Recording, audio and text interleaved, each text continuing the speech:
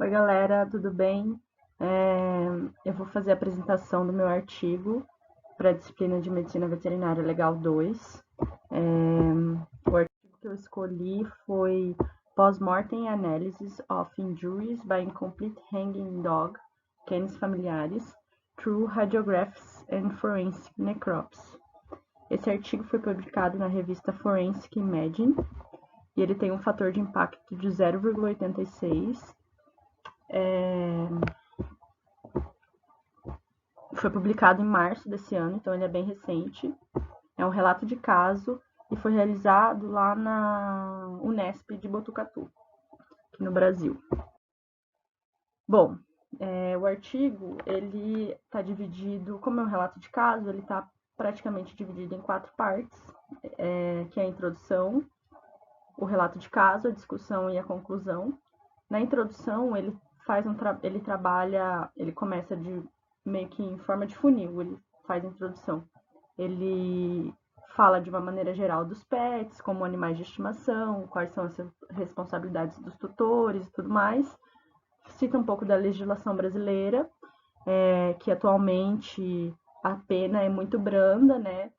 Não, as pessoas que causam maus tratos aos animais têm penas não superiores a 6 meses ou multas por no máximo 60 dias, e que a sentença, em caso de quem abusar, maltratar, ferir ou mutilar animais selvagens ou domésticos, aumenta de 1/6 a 1/3 se da sentença se o animal vier a óbito. Então, mesmo assim, a pessoa que pratica maus tratos sofre uma pena muito branda e se o animal vier a óbito tem chance de aumentar 1/3 da pena. Então, tipo, no máximo 1 ano e meio, né, se for pensar aqui nos 6 meses, né, de prisão, no máximo a pessoa ficaria presa por 1 ano e meio, pensando de uma maneira geral.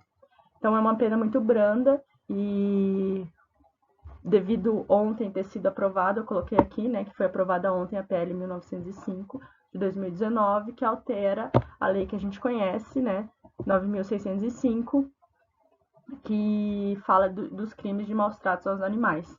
Então, essa PL estabelece pena de reclusão de 2 a 5 anos e proibição da guarda quando praticado ato de abuso, maus tratos ou mutilação contra os cães e gatos. E agora a PL precisa ser sancionada em outra instância, pelo Senado Federal, acho, alguma coisa assim. Enfim. Então, o artigo, como eu falei, ele começa falando de uma maneira geral e ele vai afunilando para o relato de caso, que é o enforcamento do cão. Ele cita, não com esse nome de teoria do elo, mas ele fala da correlação entre o abuso de animais, comportamento criminoso e violência familiar, e que atualmente tanto os profissionais da saúde como políticos e a sociedade de maneira em geral reconhecem essa necessidade de abordar a questão de maus tratos relacionado à violência doméstica. Bom, então, ainda na introdução, ele fala das principais técnicas que a gente usa hoje na veterinária para determinar a causa-mortes, num caso de investigação criminal ou determinação de diagnóstico mesmo. E a principal técnica padrão ouro que a gente faz é a necrópsia, que é muito esclarecedora e muitas vezes, né, na maioria dos casos. E ele cita também a outra técnica que foi utilizada nesse caso, que auxiliou muito no diagnóstico, que é o raio-x, a radiologia forense, que é uma técnica que pode ser utilizada para complementar e auxiliar o processo de resolução do caso, né? E a gente usa o raio-x para determinar muitos diagnósticos na medicina veterinária no geral. Então, é útil em casos de crimes envolvendo mortes súbitas, abusos, caça ilegal e violação das leis de proteção animal. Eu não entendi muito bem essa última situação aqui de violação das leis de proteção animal, mas ele não explica também. Pode ser determinada uma ampla gama de lesões traumáticas, tanto em tecido mole como em tecido esquelético, lesões pulmonares, evidências de lesões traumáticas intratorácicas, intraabdominais e intracranianas, lesões por projéteis, sinais secundários de afogamento ou estrangulamento, também pode ser visualizado pelo raio-x, dificuldade de identificar corpos em decomposição ou causas de microfraturas que não foi possível identificar no exame necroscópico convencional. Então, o raio-x forense é muito útil para auxiliar na resolução de um caso, basicamente isso. Ele diferencia, então, lesões acidentais de não acidentais e cita bastante os traumas não acidentais, que são os principais: hematomas, fraturas, queimaduras ou escaldaduras, punhaladas e incisões, envenenamento, asfixia e afogamento, abuso sexual e feridos por arma de fogo. Os traumas não acidentais são altamente repetitivos, né? Os traumas repetitivos são altamente sugestivos de lesões não acidentais. Então, conforme eu falei, ele vai pegando de uma maneira geral e vai afunilando. Então, agora ele vai falar de asfixia, isso tudo na introdução. Então, a morte por asfixia, ela pode ser considerada acidental ou não acidental. As lesões causadas na morte por asfixia são semelhantes tanto em animais e pessoas, e o processo de morte praticamente é bastante semelhante. Então, para você dizer que a pessoa ou aquele animal teve uma morte por asfixia, precisa ter evidências no exame pós-mortem, na história ou na cena do óbito. Então, as evidências mais claras de morte por asfixia são ligaduras, contusões, escoriações, hemorragia e fratura do aparelho laringoideal. Quais são as lesões que geram, quais são as coisas que causam asfixia, né? Não são as lesões, aqui tá errado. Estrangulamento, enforcamento, sepultamento, afogamento e exposição a ambientes com falta de oxigênio. Todos esses itens aqui levam à morte por asfixia, porque é a privação de oxigênio, né?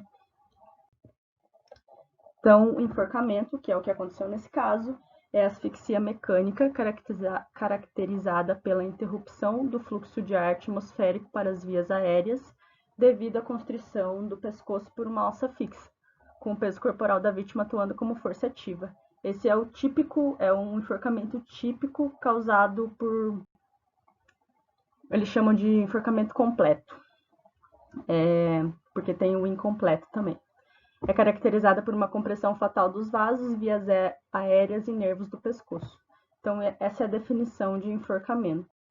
Então, daí termina a introdução, inicia o relato de caso, que aconteceu em outubro de 2017, em Botucatu, em São Paulo.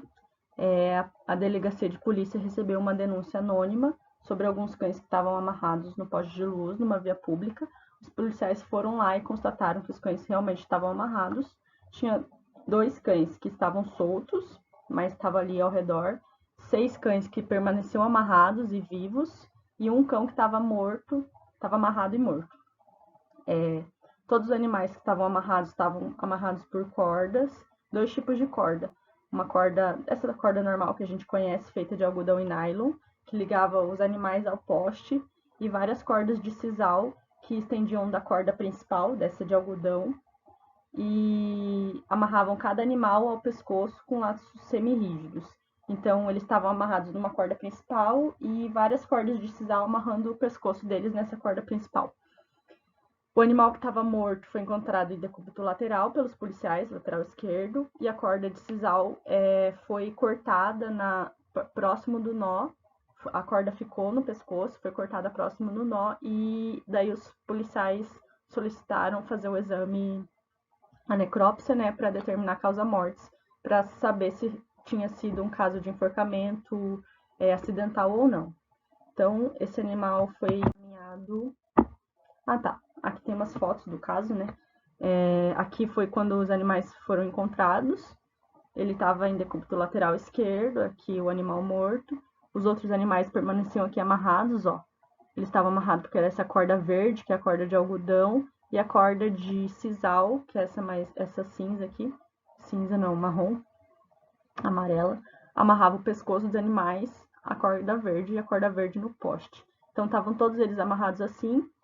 São meio filhotes, né, parece. E pode ver que eles estão amarrados, a corda estava amarrada bem forte, assim, não estava folgado, então eles não conseguiam fugir. Aqui a foto do animal morto, com a corda presa ainda no pescoço. Ele não tinha muitas lesões no corpo, só tinha essa lesão no pescoço mesmo. Então, esse animal foi encaminhado ao Departamento de Patologia Veterinária da Unesp, em Botucatu. Quando chegou lá, eles evidenciaram que tinha um sulco marcando a região cervical do animal, evidenciado tanto pela espessura de pele quanto pela quantidade de pelo que o animal possuía, que faltava o pelo ali, né? Revelando o quão firme a corda estava amarrada. E não havia outras lesões externas específicas. Aí o departamento de patologia pediu auxílio ao serviço de radiologia e foi feito o exame radiográfico normal do animal, em 4 projeções, ventro dorsal e lateral direita, vistas da coluna vertebral, e dorso ventral e lateral direita, vistas do crânio. E o exame identificou uma lesão no aparelho laríngeo com fratura do osso ioideu. A câmera está em cima, mas é o osso ioideu aqui. Estava fraturado. Após isso, foi feito o exame pós-morte, né? No exame externo, identificaram que era uma fêmea adulta, mestiça, não castrada, de 12 quilos aproximadamente, com score de condição corporal 4. Havia presença de sangue na cavidade oral, as mucosas estavam cianóticas, havia perda de pelo na região lombar e cervical, presença de lesões externas, como escoriações, na região final do pescoço, na região do último anel traqueal, na região inguinal esquerda e na região cervical esquerda e na crista ilíaca. No exame interno, foi observado sangramento nos músculos superficiais e profundos da região cervical. Os vasos estavam rompidos e em todas as lesões correspondentes ao sulco que tinha sido observado no pescoço. Havia cianose da base da língua e da faringe, luxação dos primeiros anéis traqueais e presença de líquido espumoso vermelho no terço final da traqueia, sugerindo que havia edema pulmonar. Contusão pulmonar e vermelhidão dos órgãos sólidos, como fígado e cérebro. Esses achados aqui são sugestivos de lesão por asfixia, que depois ele discute na discussão.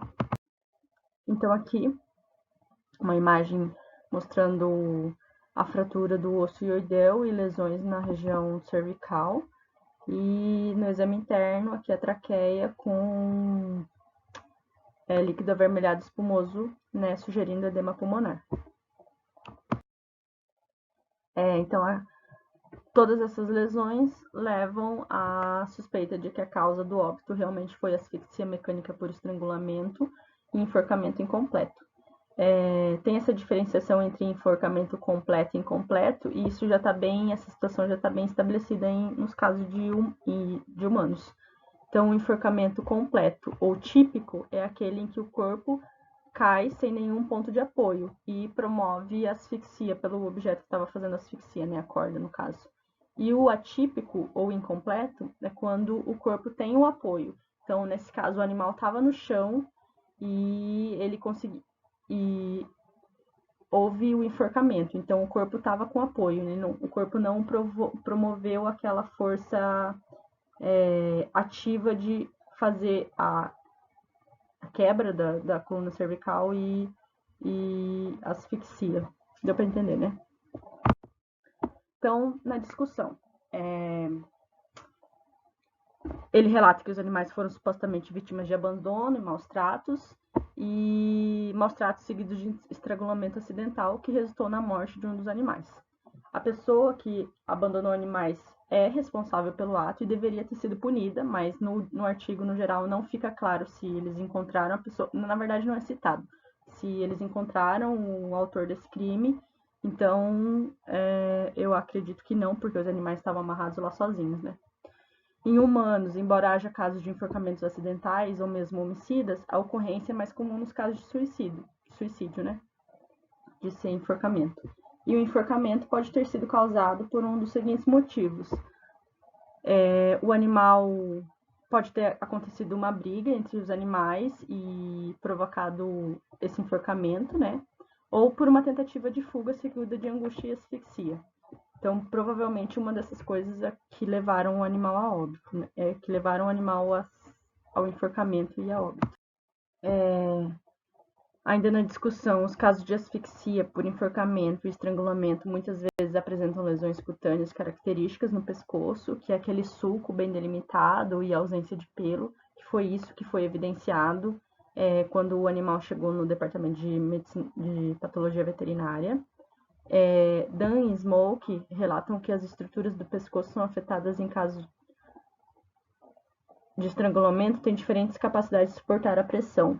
Então, aqui, as veias jugulares elas podem ser esmagadas com uma compressão local de apenas 2 kg, as artérias carótidas com 5 kg, a traqueia fecha com cerca de 15 kg e as artérias vertebrais são comprimidas com cerca de 25 kg de pressão.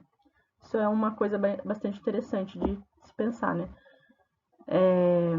Deve-se ter um cuidado com as coleiras para animais de estimação, uma vez que podem agir como torniquete e estrangular o animal. Isso foi dito por Mudge em 1998.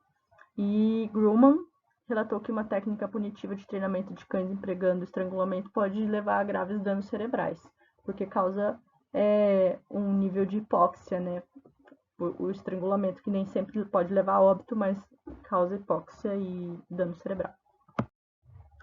Então, Simbas também relatou que o raio-x pode ser utilizado para diagnosticar ruptura de vias aéreas, presença de gás em partes moles e pneumomediastino, além das fraturas do ocioide, que foi o que foi encontrado nesse caso, né?